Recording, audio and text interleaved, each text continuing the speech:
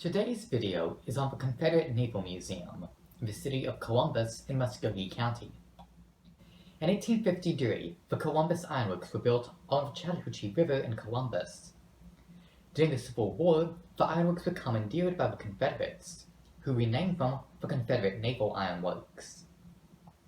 From here, the Confederate Navy constructed ironclad ships.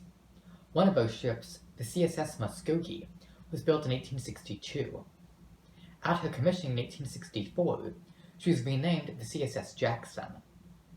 During the Battle of Columbus, she was scuttled and sunk north of the city. Many years later, in 1962, Governor Ernest Vanderveer said the Jackson's scuttling represented the Confederacy and the final futility in her efforts. Another ship built at Columbus was the CSS Chattahoochee.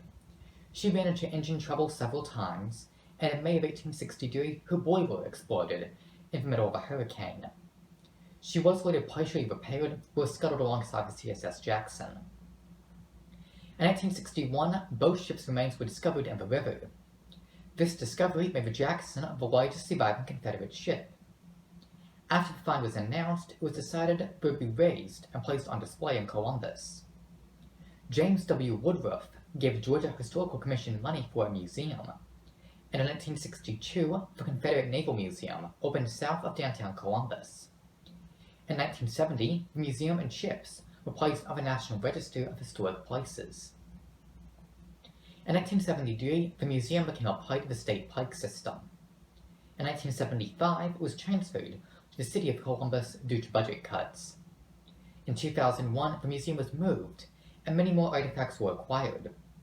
At the same time, it was renamed the National Civil War Naval Museum. Among the artifacts now on display is a rowboat from the USS Hartford. The Hartford was a flagship of Union Admiral David Farragut during the Civil War, and was later used as a training ship at the U.S. Naval Academy.